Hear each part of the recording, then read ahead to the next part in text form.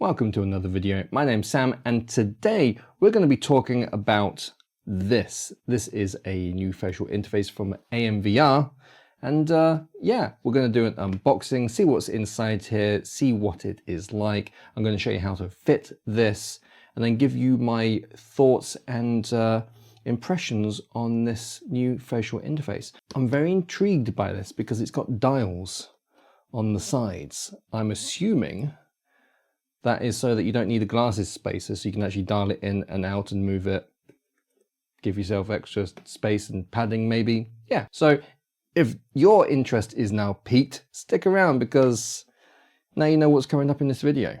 Anyway, enough chit chat, let's get on with the video, shall we? Game on.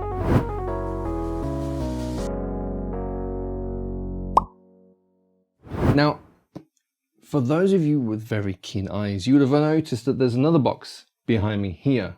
This is another facial interface. It's basically the same thing, although this one doesn't have these dials that I was talking about. This one's for the Quest 3S. So if you do have a Quest 3S, AMVR are doing new facial interfaces for that as well. So I'll have a look at that one as well. Unfortunately, I don't have a Quest 3S, so I won't show you how to fit it and give you those thoughts. But I'll unbox it and show you what's in there as well, should you be interested. But let's crack this open and see what the guys over at AMVR have in store for us. So we've got, as you can see, it's hanging out, a facial interface, nice and soft there, and the actual interface itself with another cushion. So it looks like you get two front cover cushions that you'll be able to, I'm assuming, Velcro. Yeah, so you'll be able to Velcro or unvelcro one, stick the other one on. I have to say this does feel really nice. I have something similar for my PlayStation VR 2, sort of like a cool gel. All details will be down in the description, including a link to this product so you can see all the nitty-gritty details. But yeah, essentially that's what you get in the box, including the usual little bit of paper telling you stuff about it and what stuff does. So first impressions. Yeah, so we've got a nose guard to block light out. I know some people don't like that. It looks like, yeah, that can be removed if you don't like this. I always like it on because it adds to, it keeps me immersed because there's less light leaks as well. And yeah, we've got these dials on either side. We've got vents at the top on both sides, so you get a nice bit of airflow through. AMVR branding on the top, some venting on the side, and yeah, so if we, yeah, so my suspicions were correct. The dials on the sides, so can you see here?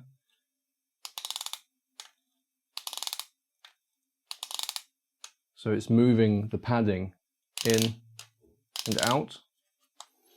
So yeah, essentially, this is giving you extra space. So if you do wear glasses in VR, then you don't need your glasses space. You can just use the dials. So comfort-wise, yeah, it does fit if you're wearing glasses. So I've got no issues. Obviously, it depends on what glasses you wear. It feels good though. So there's a look at this. I mean, there's not really much to say. It's a facial interface. The proof will be in the pudding of when it's actually attached to your Quest and having played for a bit, see if there is any increased airflow with these vents and report back on the comfort. Obviously, I'm going to try with both facial paddings. But yeah, so that is the Quest 3 version. Now let's have a look at the Quest 3S version. As I said, this is the Quest 3S version.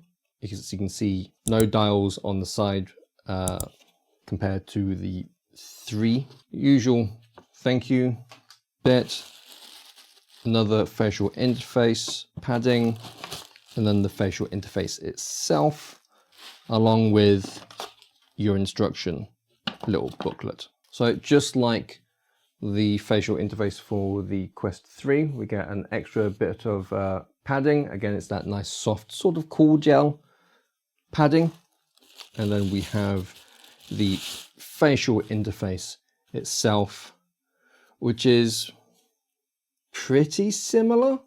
So here we've got the nose guard. We've got more and bigger venting across the board, literally all the way around it, it would seem. I don't know if that actually is ventilation or if it's just part of the design, but no dials on the sides. Yeah, that's it. So if you do want to increase the height that's away from the lenses, you will need the original glasses spacer that came with your Quest 3S.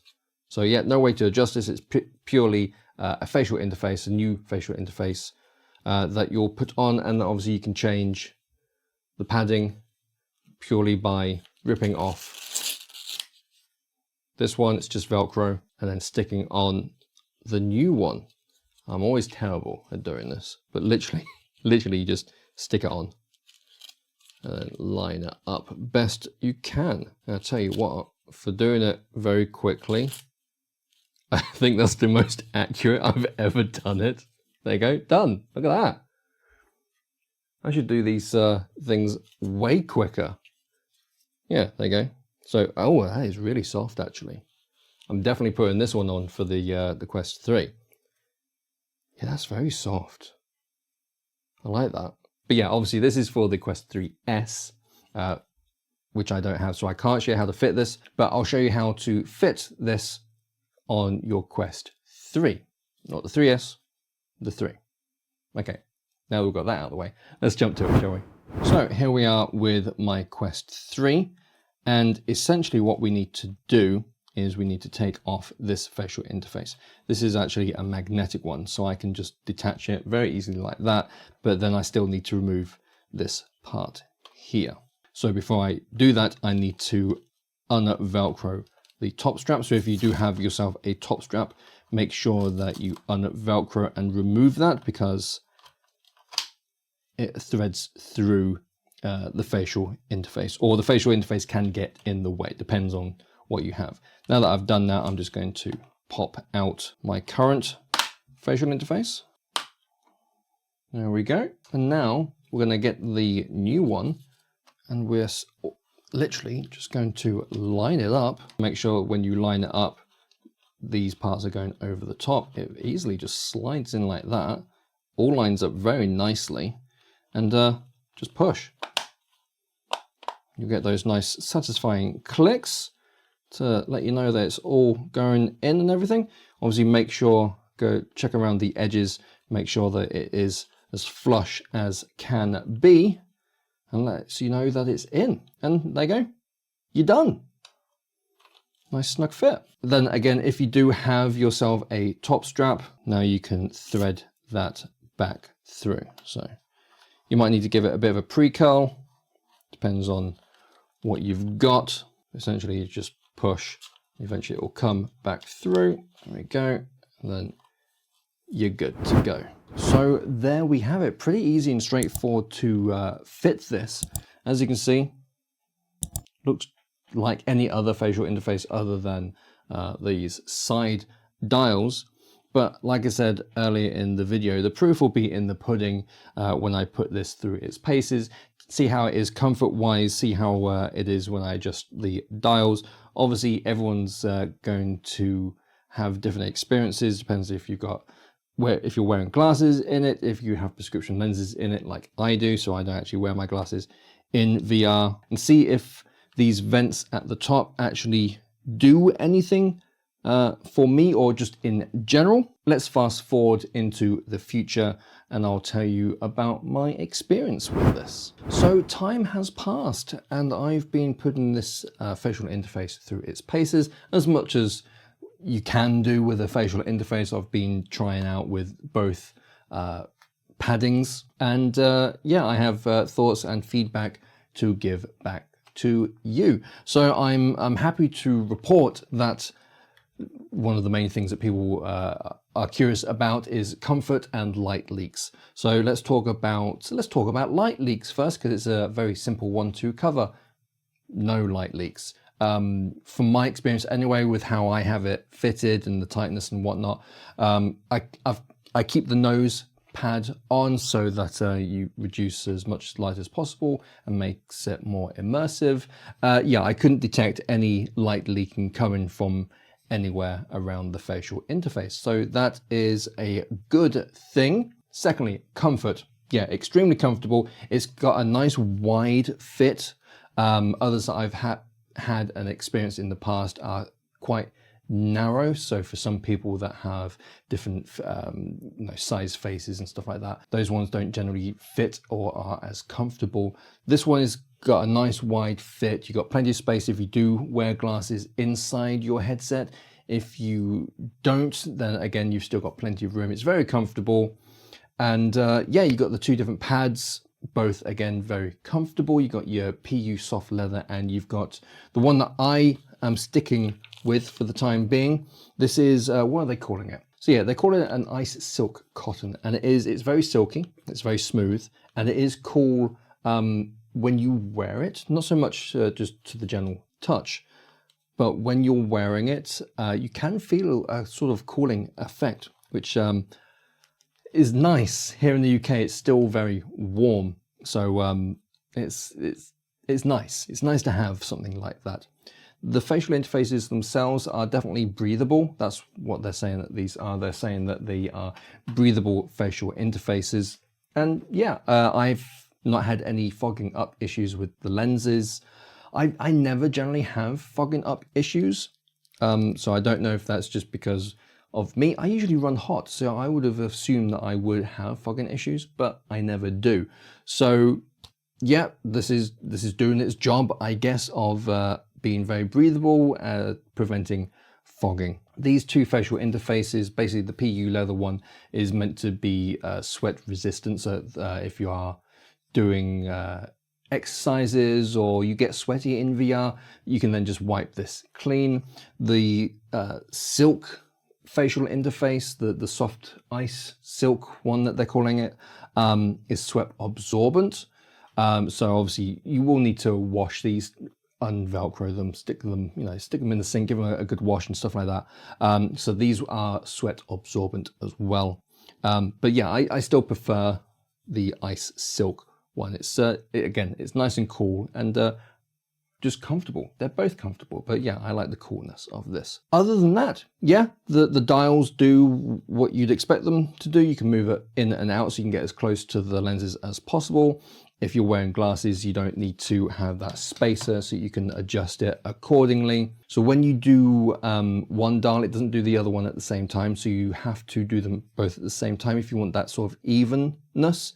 Again, based on your face, you might need to have it slightly uneven. This allows you to do that. But if you do want it perfectly even, wind it all the way one way and then just like do them together. That's what I did. No issues with those dial mechanics. They work really well. Obviously, if you remember, the Quest 3S version does not have that. It is purely just a breathable even facial interface. Would I recommend these?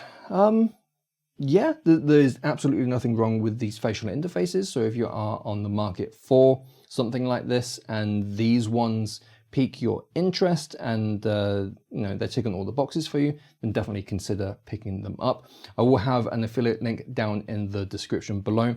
But don't just take my word for it. Do your own research if this is something that you want to pick up. Watch other videos on this product. Have a look at their website. But again, if you do want to pick one of these up, I will have an affiliate link down below. It will save you, I believe it's 10%.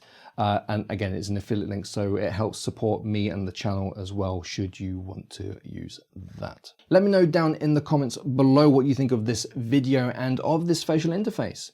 Have you picked up products from AMVR before? I've actually reviewed quite a few of their things on this channel before, including something that I still use to this day, which is their link cable, but allows you to charge your headset at the same time so that you can do PC VR and keep your Quest fully charged. If that sounds good to you, then I'll have a link to that in the description as well. But if you have enjoyed this video, don't forget to hit that like button, subscribe if you haven't already done so, and if you're new to the channel, it really means a lot to me. I'd really appreciate it. The majority of people that watch these videos aren't actually subscribed, so if you find yourself keep coming back and watching my content, maybe hit that subscribe button.